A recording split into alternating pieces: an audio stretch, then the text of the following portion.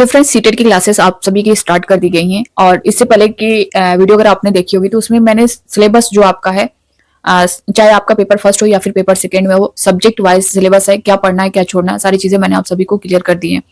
तो जो भी आपका चाहे आपका पेपर फर्स्ट हो या फिर पेपर सेकेंड हो, आप लोग सिलेबस देख सकते हैं सब्जेक्ट वाइज सभी का, चाहे वो सीडीपी हो, ईवीएस हो, मैथ हो, हिंदी हो, लैंग्वेज में आपका जो भी होगा। साथ ही पेपर सेकेंड में जो साइंस मैथ से होंगे या फिर एसएसटी से होंगे, बाकी चीजें तो सेम है, बस वही जो स्पेशल सब्जेक्ट है वही अलग है।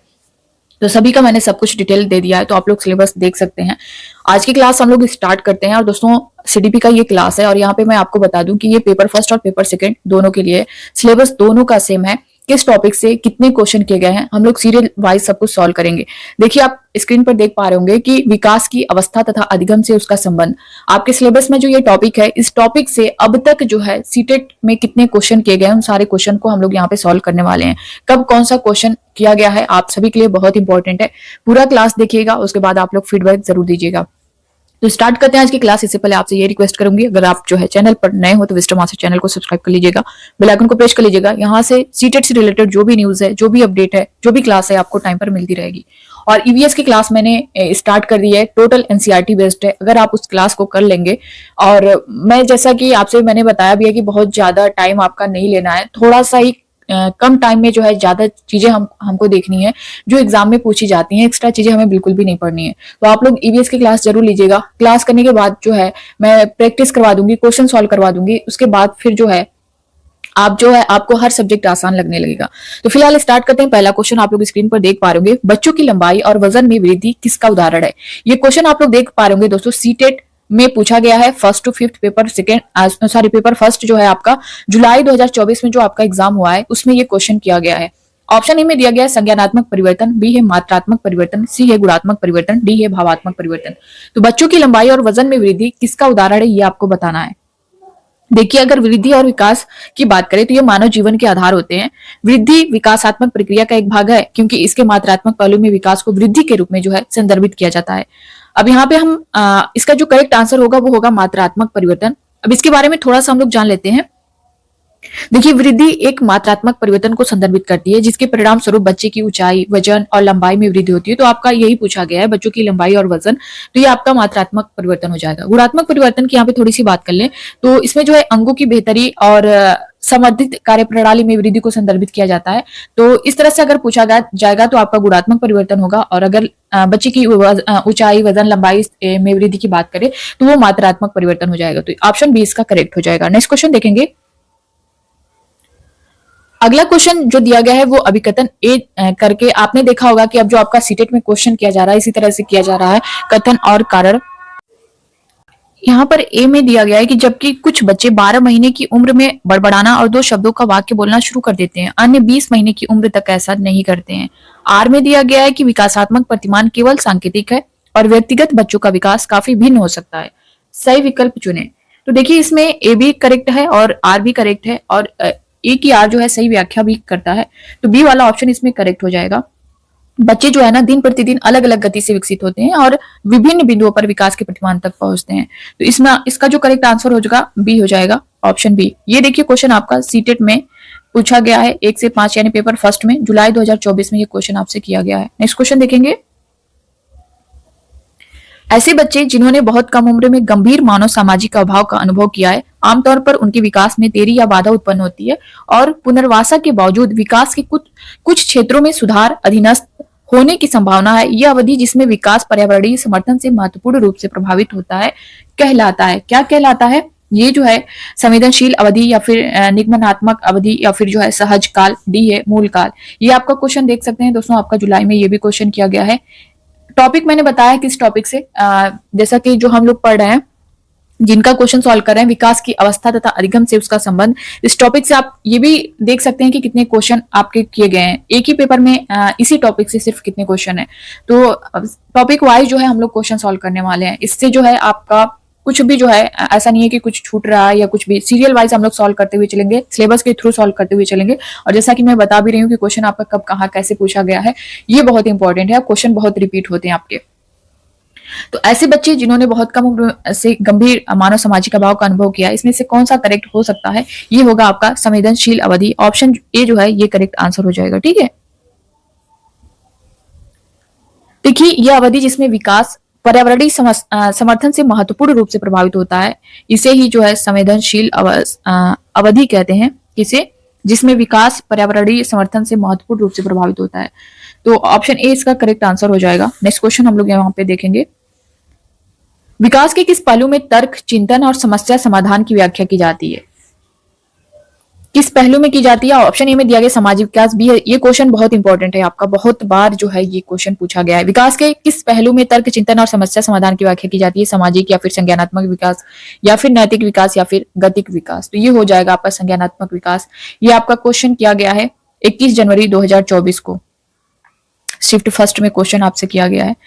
तो आप लोग का जो करेक्ट आंसर होगा वो संज्ञानात्मक विकास होगा। अब संज्ञानात्मक विकास होता क्या है, इसके बारे में थोड़ा सा जान लीजिए। ये वो प्रक्रिया जिसके द्वारा जो है मनुष्य ज्ञान प्राप्त करता है, उसे व्यवस्थित करता है और उसका उपयोग करना सीखता है। जैसे ज्ञान कैसे विकसित होता है, इसका वर्णन करने के लिए जो है चिंतन, स्मृति, समस्या समाधान, तर्क और कार्य की प्रक्रियाओं का उपयोग किया जाता है।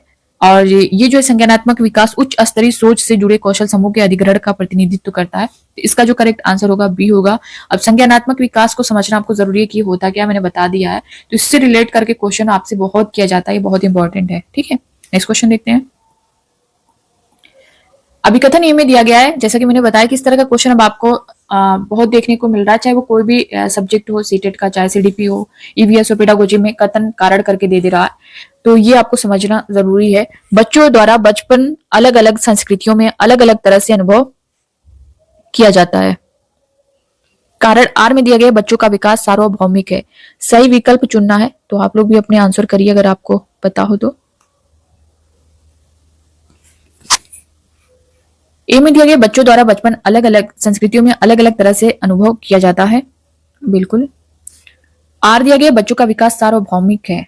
बच्चों का विकास जो है सार्वभौमिक नहीं, ये जो है गैर सार्वभौमिक है। तो ये आपका नहीं होगा, यानी ए जो है सही है लेकिन आर जो है गलत हो जाएगा। अब इसमें किस ऑप्शन में आप देख सकते हैं, ए सही है लेकिन आर गलत है। ऑप्शन सी जो है इसका करेक्ट आंसर हो जाएगा। ये क्वेश्चन देखिए आपका किया गया है 21 जनवरी 2024, शिफ्ट फर्स्ट में ये क्वेश्चन आपसे किया गया है। नेक्स्ट क्वेश्चन देखेंगे, निम्नलिखित में से कौन सा स्थूल गतिक कौशल है? इसमें से कौन सा स्थूल गतिक कौशल है वो आपको बताना है। ऑप्शन ए में दिया गया एक कागज पर एक बड़े आयत को रूपरेखा के अनुसार काटना, बी दिया गया बुनाई, सी है तैरना, डी है एक कागज पर वृत्त को रूपरेखा के अनुसार काटना। ये क्वेश्चन आपका 20/8/2023 को शिफ्ट फर्स्ट में पूछा गया है। तो कौन सा स्थूल गतिक कौशल है ये आपको बताना। पहली चीज तो आपको ये पता होनी चाहिए कि स्थूल गतिक कौशल होता क्या है। देखिए, ये वे बड़ी गतिविधियां वो क्रियाएं हैं जो शिशु को यानी बच्चे को अपने बाजुओं, पैरों या फिर पूरे शरीर के जरिए करते हैं। जैसे तैरना हुआ, घुटनों के बल चलना हुआ, खड़े होकर चलना, दौड़ना, कूदना, ये सारे जो है ग्रास मोटर यानी स्थूल गतिक कौशल के उदाहरण होते हैं। तो अब इसमें आप देख सकते हैं कौन सा करेक्ट हो सकता है। जैसा कि मैंने एग्जांपल बताया है कि तैरना है, घुटनों के बल चलना है, खड़े होकर चलना है, दौड़ना है, कूदना है, ये सभी जो है ग्रॉस मोटर स्किल्स में आते हैं। तो इसमें सी वाला ऑप्शन जो है ये करेक्ट हो जाएगा। ठीक है, तो अब आपसे स्थूल गतिक कौशल पूछे तो तैरना हटा करके वहां पे अगर घुटनों के बल चलना, खड़े होकर चलना, दौड़ना, कूदना ये भी दे दे तो आप वहां पे जो है उसको करेक्ट कर सकते हैं। नेक्स्ट क्वेश्चन देख पा रहे होंगे। अब यहाँ पे भाषा के विकास के लिए संवेदनशील काल कौन सा है? भाषा के विकास के लिए संवेदनशील काल कौन सा है वो बताना है। तो ए में दिया गया आरंभिक बाल्यावस्था, माध्यमिक बाल्यावस्था, सी है किशोरावस्था, प्रसव पूर्वावस्था। ये क्वेश्चन आपका 7 फरवरी 2023 शिफ्ट 1 में पूछा गया है। तो भाषा के विकास के लिए संवेदनशील काल जो है वो है आपका आरंभिक बाल्यावस्था। ठीक है, आरंभिक बाल्यावस्था जो है भाषा विकास के लिए सबसे अधिक संवेदनशील काल है। और भाषा का विकास आरंभिक बाल्यावस्था में ही शुरू हो जाता है। जब कोई व्यक्ति भाषा सीखने और अनुकरण करने से अधिगम शुरू कर देता है तो भाषा विकास कहलाता है। अगला क्वेश्चन यहाँ पे देख पा रहे होंगे, विकास का कौन सा क्षेत्र स्वनियमन, प्रदर्शन, भावनाओं को समझने और दर्शाने से संबंधित पहलुओं की बात करता है? ऑप्शन ए में दिया गया है संवेगात्मक, बी है नैतिक, सी है शारीरिक, डी है गत्यात्मक। ये क्वेश्चन आपका 29 जनवरी 2023 शिफ्ट फर्स्ट में किया गया है। आप लोग भी अपने आंसर करिएगा। विकास का कौन सा क्षेत्र स्वनियमन, प्रदर्शन, भावनाओं को समझने और दर्शाने से संबंधित पहलुओं की बात करता है? तो वो है संवेगात्मक। ऑप्शन फर्स्ट ही आपका करेक्ट हो जाएगा। यही जो है यानी संवेगात्मक क्षेत्र ही जो है स्वनियमन, प्रदर्शन, भावनाओं को समझने और दर्शाने से संबंधित पहलुओं की बात करता है। और संवेगात्मक विकास के अंतर्गत अगर बात करें शारीरिक व मानसिक पक्षों का समावेश होता है। इस सिद्धांत के अंतर्गत प्रसिद्ध मनोवैज्ञानिक वाटसन ने अपने प्रायोगिक अध्ययनों से स्पष्ट किया है कि जन्म के समय शिशुओं में जो भय, क्रोध और प्रेम नामक 3 मौलिक संवेग पाए जाते हैं। किसके कारण? संवेगात्मक कारण। ऑप्शन ए इसका करेक्ट आंसर हो जाएगा। नेक्स्ट क्वेश्चन देख पा रहे, बचपन के प्रारंभिक सालों में किसके विकास पर ध्यान केंद्रित करना चाहिए?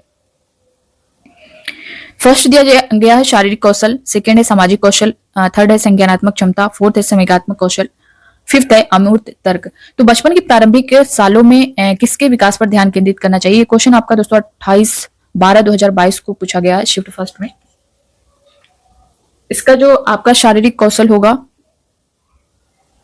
सामाजिक कौशल भी होगा, संज्ञानात्मक क्षमता भी होगा, संवेगात्मक कौशल भी होगा, अमूर्त ये नहीं होगा। तो फर्स्ट, सेकेंड, थर्ड, फोर्थ किस ऑप्शन में दिया गया? सी वाले ऑप्शन में। ये जो है इसका करेक्ट आंसर हो जाएगा। नेक्स्ट क्वेश्चन देखेंगे, बचपन से वयस्कता के परिवर्तन काल का समय कौन सा है? बचपन से वयस्कता के परिवर्तन काल का समय पूछा गया है। ऑप्शन ए में दिया गया प्रारंभिक बाल्यावस्था, बी है माध्यमिक बाल्यावस्था, सी है पूर्व संक्रियात्मक अवस्था, डी है किशोरावस्था। तो बचपन से वयस्कता के परिवर्तन काल का जो समय है वो है आपका किशोरावस्था। डी वाला ऑप्शन करेक्ट हो जाएगा। ये जो है किशोरावस्था की अगर बात करें तो 11 से